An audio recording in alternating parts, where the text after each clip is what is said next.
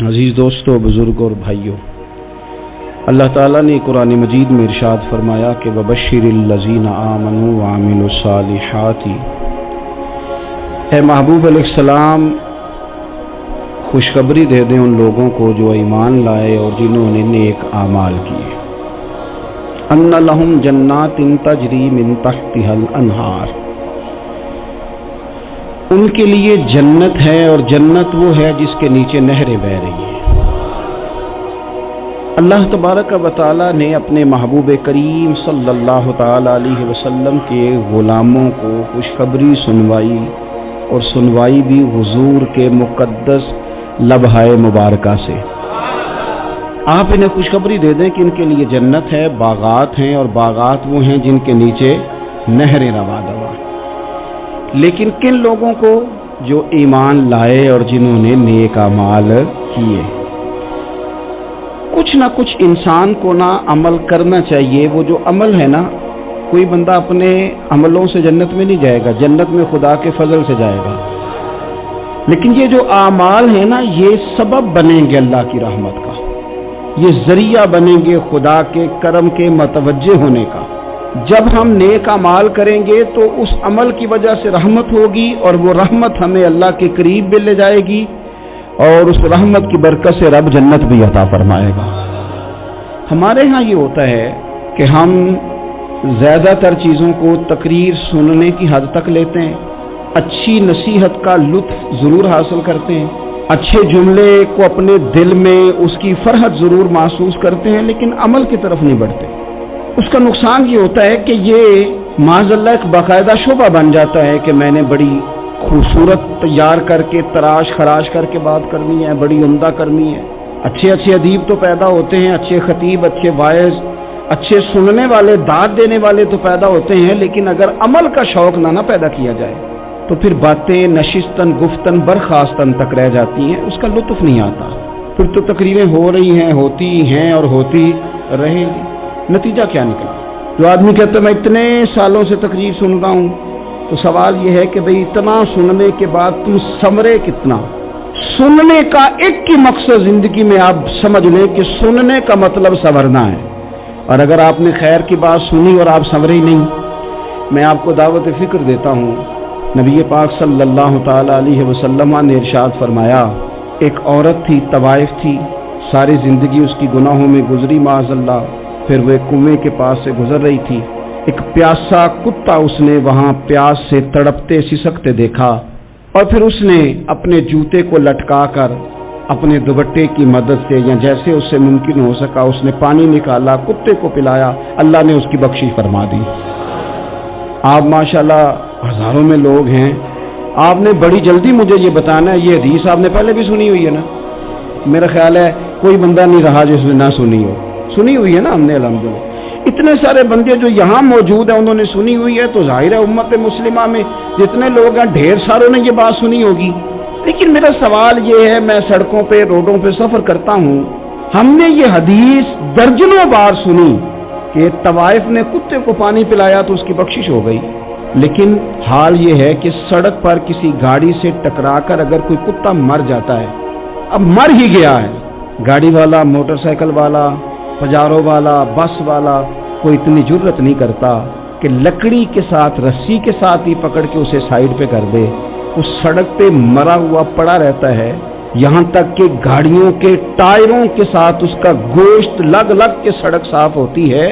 اس محبوب کے ماننے والے جس محبوب نے بتایا کہ طوائف نے پانی پلایا تھا، اور ہمیں سمجھ بھی آ گئی اور حدیث پڑھ بھی لی اور سن بھی لی، پھر اس ملک کی جو مسلمانوں کا ملک ہے اس کی سڑکوں پر مرے ہوئے کتوں کو اٹھائے بھی کوئی نہ، اور زخمی کتا زخمی ہو ہی گیا ہے، اب اسے سڑک سے سائیڈ پہ ہی کر دیا جائے کم از کم، تاکہ اس کی اگر جان باقی ہے تو بچ جائے۔ تو پھر مجھے بتاؤ نا میرے دوستو، ہم نے کس لیے تقریریں سنی ہیں، کس لیے خطبے سنے ہیں؟ واعظ و نصیحت کی مجالس کا مطلب ہم نے کیا سمجھا ہوا ہے؟ تقریر، تحریر، تصنیف، اچھی گفتگو، اچھا جملہ، اس کا معنی ہم کیا سمجھتے ہیں؟ تو آج جو خوبصورت گھڑیاں شب برات کی صورت میں ہمیں نصیب ہونے جا رہی ہیں، اس سے پہلے اپنے دل میں یہ ارادہ کرو کہ رب کریم نے ہمیں جتنا دین کا فہم دیا ہے، سمجھ دی ہے، علم دیا ہے، ہم ارادہ کرتے ہیں اب ہم صرف سنیں گے نہیں، پڑھیں گے نہیں، صرف بیان ہی نہیں کریں گے، ہم عمل بھی کریں گے. کوئی تھوڑا سا نا عمل کا رستہ بھی تو میرے عزیز ہونا چاہیے. اب مطلب بہت ساری جگہوں پہ جانے کا موقع ملتا ہے تو لوگ کہتے ہیں پیر صاحب ناراض نہ ہونا، ہم نے بڑا بندوبست کیا ہوا ہے، تقریر ذرا نہ 1.25 گھنٹہ کرنا. میں کہتا ہوں مثلاً آپ مجھے بتائیں نا 1.25 گھنٹہ تقریر کرا کے آپ نے کیا کرنا ہے؟ اگر تو آپ نے اس لیے بلایا ہے کہ جناب ایک بات سنیں گے، ایک واز ہوگا، سر دھنیں گے، تو وہ تو مجھے آتا ہی نہیں. تو میں تو مختصر بات کروں گا اور اتنی کروں گا جس کی ضرورت محسوس کروں گا. لمبی چوڑی تقریروں کا کیا مطلب ہے؟ ہم کیا چاہتے ہیں سوائے اس کے کہ جناب بات بڑی اچھی کانوں کو لگ رہی ہے، مزہ بڑا آ رہا ہے، تو آپ نے لیا کیا؟ نتیجہ کیا نکلا؟ میرے رسول پاک علیہ السلام کے صحابہ جو حضور سے نصیحتیں لیتے تھے وہ کیسی تھی؟ حضرت عبداللہ بن بصر رضی اللہ تعالیٰ عنہ حاضر بارگاہ ہوئے، آ کے عرض کی یا رسول اللہ صلی اللہ علیہ وسلم میں آیا ہوں سونے، پتہ نہیں دوبارہ آ سکوں کہ نہ آ سکوں. حضور پتہ نہیں موقع ملے نہ ملے، ایک بات مجھے بتا دیں، میں اس پہ عمل کروں گا، میری زندگی بھی بن جائے اور آخرت بھی بن جائے. تو کریم محبوب نے فرمایا عبداللہ زبان کو خشک نہ ہونے دینا، اس کو تر رکھنا. تر حضور کس چیز سے؟ فرمایا اللہ کے ذکر سے تر رکھنا. زبان اللہ کے ذکر سے تر رہے، ہر وقت رب کی یاد رہے، تیری دنیا بھی بن جائے گی اور آخرت بھی بن جائے گی. تو میرے عزیز اپنی زندگی کے اندر اب ہم نے عمل کرنا ہے. اور جناب کمال پھر یہ ہے کہ جب بات سننے کا شوق بڑھ جاتا ہے، تقریر سننے کا شوق بڑھ جاتا ہے، سننے سنانے کا خالی مزاج ہو جاتا ہے، پھر بندہ ڈھونڈتا پھرتا ہے کہ نئی سے نئی چیز کہاں ملتی، انوکھی سے انوکھی چیز کہاں ملتی، انفرادی سے انفرادی بات. میرے بھائی آپ ضرور سنیں، ضرور سنیں.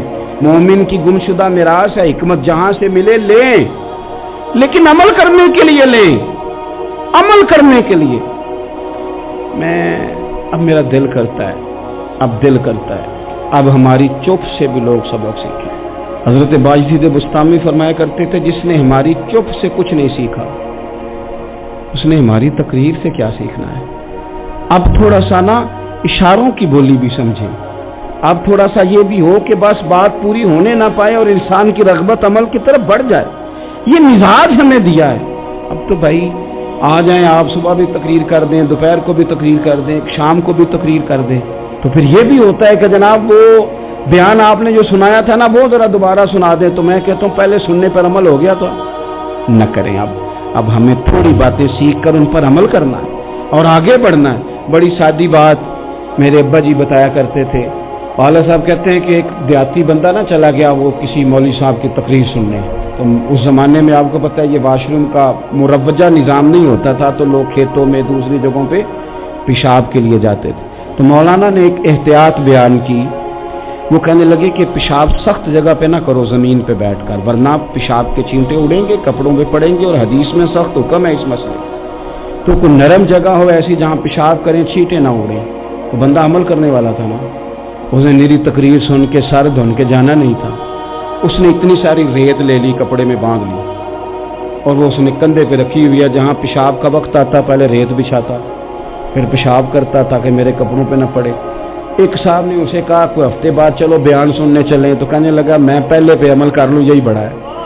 میں نے تو اتنی ساری ریت، کندھا تھک گیا ہے میرا، اس دن سے اٹھائی ہے. تو میں نہیں چاہتا کہ نہیں بھی سنوں تو کسی اور جگہ میں. یہ تفریح تباہ کے لیے بات کو نہ سمجھیں. اس سادے آدمی نے جو ہمیں سمجھایا مجھے اور آپ کو، اس پر غور کرے کہ کل بھی سنا تھا، پرسوں بھی سنا تھا، پیر صاحب نے ترسوں بھی کہا تھا، شیخ نے پرسوں بھی کہا تھا، پچھلے ہفتے بھی کہا تھا. تو نے اگر شیخ کی بھی نہیں سنی، استاد کی بھی نہیں سنی، پیر کی بھی نہیں سنی، اور اس دور کے پیر جو صحیح کام کرنے والے ہیں، استاد جو صحیح کام کرنے مجبور ہو گئے ہیں بیچارے. کہتے ہیں کس کی تربیت کریں؟ کس درد سے کہا تھا حضرت سلطان باؤ نے. وہ کہتے ہیں اور رب دا طالب کوئی بھی نہیں ملیا، تے جو ملے ہے طالب زردہ. یہ تو آئے ہیں کاروبار سیدھا کرنے، فوٹو کھنچوانے، فلاں کام کے لیے. یہ تو وہ جو ہم دینا چاہتے ہیں اس کا تو مزاج ہی نہیں. پہلے بھی میں نے کہا تھا، پھر کہتا ہوں مجھے شوق نہیں ہے. خدا مجھے معاف کر دے اس دن سے پہلے جس دن یہ شوق ہو کہ میں سویرے جاؤں گا تو نوٹ لاؤں گا، تو شام جاؤں گا تو نوٹ لاؤں گا. یہ شوق نہیں ہے، طبیعت نہیں ہے، من نہیں چاہتا. لیکن یہ کہ یہاں بھی آ جائیں خطاب کر دیں یہاں بھی، او خدا کے بندو ہم کہاں اس قابل ہیں ہم خطاب کریں؟ ہم نے تو نا جی ایک اذان دینی شروع کی ہوگی، صبح و شام ایک اذان پڑھتے ہیں، ہے یہ پیغام حضرت احمد رضا کہ بارگاہ نبی کے رہو با وفا۔ ہم تو کہتے ہیں ادھر آ جاؤ، ٹھوکریں کھاتے پھرو گے ان کے در پہ آ پڑو، قافلہ تو اے رضا اول گیا آخر گیا۔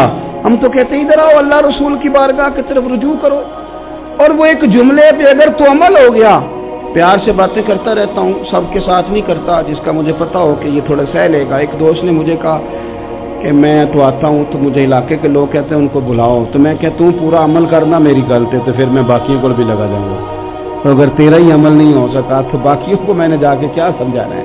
تو ایک تو آج کی جو رات ہے اس سے پہلے اپنے اعمال کی طرف، میں اکثر کہتا رہتا ہوں کہ شب برات پہ ہر مسجد سے زور زور سے رونے کی آواز آنی بھی چاہیے۔ شب قدر پہ آتی ہے، عمرے پہ جاتے وقت لوگ معافیاں مانگتے ہیں، حج پہ جاتے وقت، اور کروڑوں لوگ یہ کام کرتے ہیں سال میں۔ اگر 25 لاکھ 26 لاکھ آدمی یا 50 لاکھ آدمی حج کرتا ہے اور وہ جانے سے پہلے معافی مانگ کے گیا، توبہ کر کے گیا ہے، اور کروڑوں لوگ ہیں جو شب قدر میں ہیں، شب برات میں ہیں، اور انہوں نے کھل کے توبہ کی ہے، تو پھر میرے بھائی سویرے کرپشن ختم ہونی چاہیے نا ملک سے، سویرے 75% جھوٹ ختم ہونا چاہیے نا۔ ساری رات تو لوگوں نے توبہ کی، صبح 80% حقوق العباد کا مسئلہ حل ہونا چاہیے تھا کہ نہیں ہونا چاہیے؟ صبح ملاوٹ بہت حد تک ملک سے ختم ہونی چاہیے۔ تو کیا ہم نے سمجھ لیا ہے؟ ہم نے یہ سمجھا ہے کہ شب برات پہ بھی بس ایک رسم ادا کرو، آؤ تھوڑی توبہ کرو چھٹی کر جاؤ، آئیے شب قدر تو توبہ کرو چھٹی کر جاؤ۔ کیا یہ ہم نے مطلب سمجھ لیا؟ حج کرنے گئے، رب کی بارگاہ میں حاضر ہوئے، رسول کریم کی بارگاہ سے بھی جو ہو کے آ جائے اور بدلے ہی نہ، وہاں تک جائے اور بدلے ہی نہ۔ مدینے گئے، کعبے گئے، کربلا گئے، جیسے گئے تھے گھوم پھر کے ویسے ہی آ گئے۔ نتیجہ کیا ہے؟ اپنی زندگی نتیجہ خیز بنائیں۔ آج اس خوبصورت موقع پر جب شب برات ہمارے سامنے کھڑی ہے، اپنے ذہن میں تہیہ کریں کہ اب ہم نے بدل جانا ہے۔ شوگر ہو جائے تو بدلنا پڑتا ہے، اللہ معاف کرے چینی چھوڑنی پڑتی ہے، من پسند مٹھائیاں چھوڑنی پڑتی ہیں، بدلنا پڑتا ہے۔ بلڈ پریشر ہو جائے تو یارو بدلنا پڑتا ہے۔ اگر انسان کو خدا نہ خواستہ کوئی مرض لگ جائے تو بدلنا پڑتا ہے۔ اولاد پیدا ہو جائے تو بدلنا پڑتا ہے۔ گھر میں بیٹیاں پیدا ہو جائیں تو بوڑھے باپ کو بدلنا پڑتا ہے۔ بال سفید آ جائیں تو پھر بھی تو بدل جانا چاہیے نا۔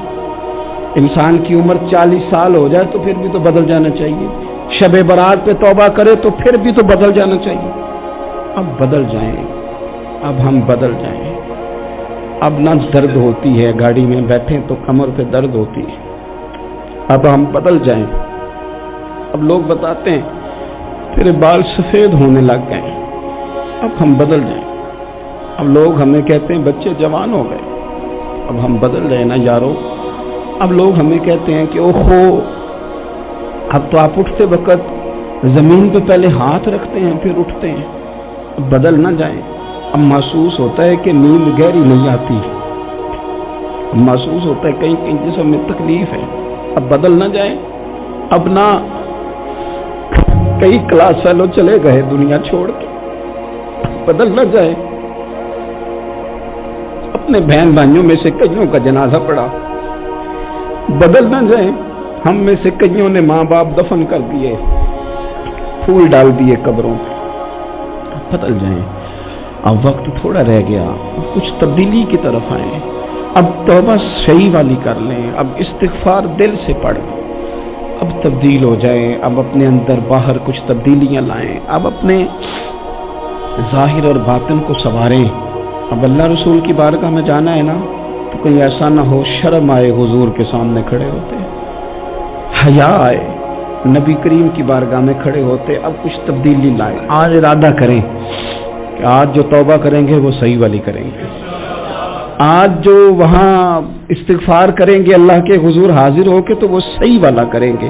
اب کچھ تبدیلی کا مزاج لائیں۔ اور پھر ایک اور بات بھی عرض کروں، ہمارے ذاتی تعلقات سارے دھوکہ ہیں، ہماری جیبوں میں مال سارا دھوکہ ہے، हमारे बुलंदो बाग दावे सारे धोखा हैं, हमारे बड़े बड़े रुतबे सारे धोखा हैं। बड़े ताल्लुकात थे बेटे के, पर माँ बीमार थी तो उसे सेहत तो नहीं ताल्लुकात की वजह से मिल सकी। बड़े ताल्लुकात थे ना बेटे के, लेकिन जब बीमारी जोर पकड़ गई तो फिर क्या कर सका। बड़े ताल्लुकात थे, बड़ा पैसा था जेब में, बड़ा कुछ था, लेकिन जब जनाब इजराइल आए तो फिर कोई कुछ भी ना कर सका। फिर अपने रह गए और जिसको जाना था वो सब चले गए। तो ये जितनी चीजें हैं ना, ये कुछ नहीं है, ये धोखा है। सच सिर्फ अल्लाह रसूल की जात है, हकीकत सिर्फ दीन है, असल सिर्फ वो बारगाहें हैं। धोखे में ना जिंदा रहो। छोड़ दो ये बात करनी के बड़े ताल्लुकात है, छोड़ दो ये बात करनी कि बड़ा पैसा है, छोड़ दो ये बात करनी कि बरादरी कबीले इलाके में बड़ा, और कुछ भी नहीं है। कुल्लु मन अलैहा फान, हुए नामवर बेनिशां कैसे कैसे। देखो जमीन खा गई, नौजवान कैसे कैसे। मैं मौलाना नूरानी की कब्र पे खड़ा था तो मैं कह रहा था, मकदूर हो तो खाक से पूछूं कि ऐ लईम, तूने वो गंज हाय गरा माया क्या किए। इतने इतने बड़े लोग तो ले गई, इतने इतने बड़े लोग, इतने इतने बड़े लोग कब्रों में किधर गए। सुल्तान महमूद गजनवी कहाँ हैं, शहाबुद्दीन गौरी कहाँ हैं। वो लोग जो मैदानों में आकर सिर्फ उनका नाम लिया जाता था तो दुनिया कांप जाती थी, वो कहाँ गए। उठ गए सब लोग, चले गए, खत्म हो गया मामला। वक्त अब हमारी तरफ बढ़ रहा है, अब तेजी है, अब पैगामे अजल आया, कई हमारे इर्द गिर्द से उठा के ले गया। अब हमें भी तो वापस लौटना है ना, तो कुछ तैयारी कर लें, कुछ इरादा कर लें। और बारगाह रब रसूल की इस तरह की है कि बस जाने की देर है, बस सिर्फ जाने की देर है, सिर्फ जाने की। और अल्लाह रसूल की बारगाह दोस्तों वो वाली है कि जहाँ ना ज्यादा मिन्नत भी नहीं करनी पड़ती। वो जो 4-5 लोग थे ना मक्का मुकरमा में, इन्होंने बहुत ही इस्लाम की मुखालफत की हद कर दी थी। उनके लिए हुक्म हुआ था जहां मिले कत्ल कर दो।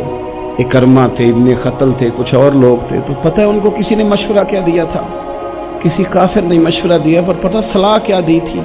उसने कहा था तुमने बड़ी ज्यादतियां की हैं, बड़े बेअदब हो, किसी सहाबी के काबू ना आना, मार दिए जाओगे।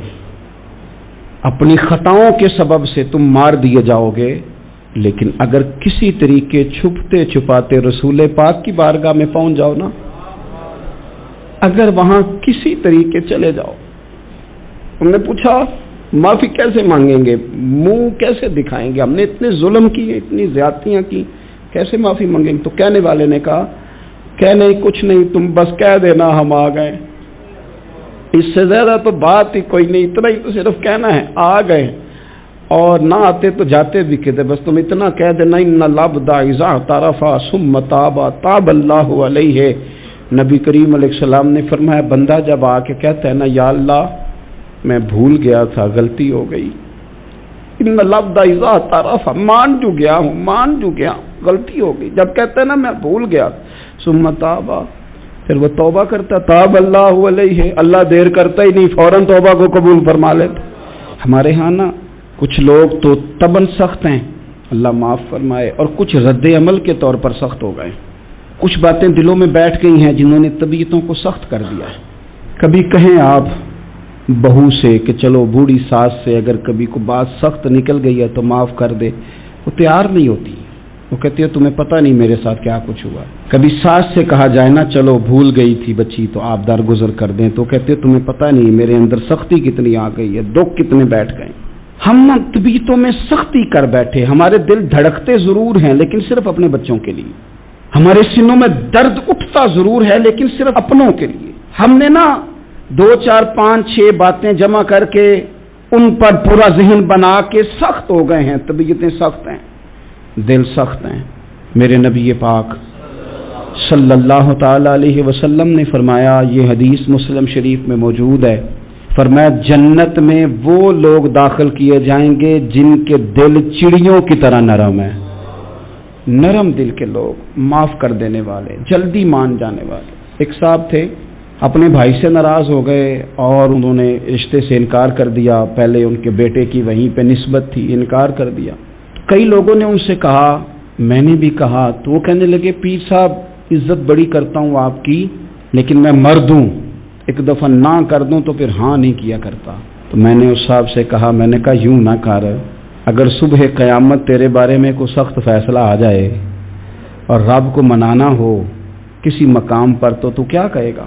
بہانے بنا بنا کے ہم سخت ہو گئے, دل اتنے سخت پتھر کر لیے, میں فلاں ہوتا ہوں جی, میں نہیں دوبارہ کسی کی سنتا. اور خدا کے بندو, میرے نبی پاک علیہ السلام نے فرمایا مومن تو اس طرح ہوتا ہے جس طرح اونٹ کے ناک میں نکیل ہوتی ہے, بٹھا دو تو بیٹھ گیا, اٹھ جاؤ تو اٹھ گیا. اور حضور نے فرمایا وہ لوگ جو بہت بد اخلاق ہیں, جھگڑالو ہیں, فسادی ہیں, سخت دل ہیں, وہ لوگ جنت میں نہیں جائیں گے. جو جھگڑے کرتے پھرتے ہیں جھگڑالو لوگ ہیں. عزیز دوستو, اپنی زندگی کے اندر طبیعت میں نرمی, اگر طبیعت نرم ہو گئی نا جی, مزاج میں نرمی آ گئی, تو پھر آپ محسوس کریں گے کہ آپ معاف کرتے بھی جلدی ہیں اور معافی دیتے بھی جلدی ہیں. پھر آپ کے تعلقات بچیں گے, آپ کی نسبتیں بچیں گی, آپ کے بہت سارے رشتوں میں قربت آئے گی, ٹوٹیں گے نہیں. ایک تو دل نرم کریں, کسی شخص کے بارے میں دل میں کوئی بات ہے تو اسے معاف کریں اور معافی دیں. کچھ لوگ بالکل ٹھیک ٹھاک ہوتے ہیں, کوئی ناراضگی نہیں ہوتی, لیکن آپ نے بچی کی شادی کا کارڈ دیا نہیں تو فوراً ناراض ہو جاتے ہیں. اور پھر آپ سمجھا رہے ہیں, قائل کر رہے ہیں, وہ تیار ہی نہیں ہے قائل ہونے کو. سنو, اور اس حدیث کو یاد رکھنا, نبی پاک صلی اللہ تعالی علیہ وسلم نے فرمایا جس کے پاس اس کا بھائی عذر لایا, بھائی معافی مانگنے آیا اور پھر اس نے معاف نہ کیا, اللہ کے حبیب فرماتے میرے حوض کوثر پہ نہ آئے. تو سخت ہو کے بیٹھ گیا, تو کہتا ہے میرے سے پہلے سنے, میں آپ کو بتاؤں اس نے میرے ساتھ کیا کیا. اور ٹھہر جا, اگر حساب کتاب کے بعد معافی والا اصول رکھ لیا جائے کہ پہلے حساب کتاب ہوگا, غلطیوں کا مداوع ہوگا, پھر معافی ہوگی, تو یہی حساب اگر رب کریم بندوں کے ساتھ کرے تو پھر میں اور آپ کدھر جائیں گے؟ تو اس سادی بات پہ آ جاؤ نا, تو دو جملوں میں حضور نے سمجھائی ہے. فرمایا تم رب کے بندوں کو معاف کر دو, اللہ تمہیں معاف کر دے گا. تو آج کی شب سے پہلے, آج کے دن سے پہلے, رمضان المبارک کے تشریف لانے سے پہلے اپنی طبیعت کے اندر ایسا ذوق لائیں, ایسی طبیعت لائیں کہ ہم نے معافی دینی بھی ہے اور معافی لینی بھی ہے. بعض اوقات ہم رسم ادا کرتے ہیں شب برات سے پہلے, یہ سوشل میڈیا پہ چل گیا, فلانے کو فلان کہہ دیا, اگر کوئی کبھی ہوئی نا تو معاف. ایسے تو نہیں نا معافیاں ہوتی. ہمیں پتہ ہوتا ہے ہم سے کون ناراض ہے, ہمیں خبر ہوتی ہے ہم نے کس کو تکلیف دی, ہمیں پتہ ہوتا ہے کس نے ہمارے لہجوں سے پریشانی پائی ہے, کون ہے جو ہماری وجہ سے اذیت کا شکار ہے, تو اس سے جا کے معافی مانگے, تو یہ چیزیں معافی کا سبب بن جائیں گی. اور پھر میرے نبی پاک صلی اللہ علیہ وسلم نے 2-4 چیزیں اور بھی بیان کی ہیں, میرا دل کرتا ہے کہ وہ بھی ذرا آپ کو عرض کر دوں. حضور سید عالم علیہ السلام نے نا جنت میں لے جانے والے جب اعمال بیان کیے تو حضور علیہ السلام نے فرمایا کہ ایک تو زکوٰۃ صحیح ادا کرنا, شرک سے بچنا, توحید پہ قائم رہنا, اور زکوٰۃ ٹھیک ادا کرنا, اور اپنے رشتہ داروں سے اچھا سلوک کرنا, جنت میں داخل ہو جاؤ گے.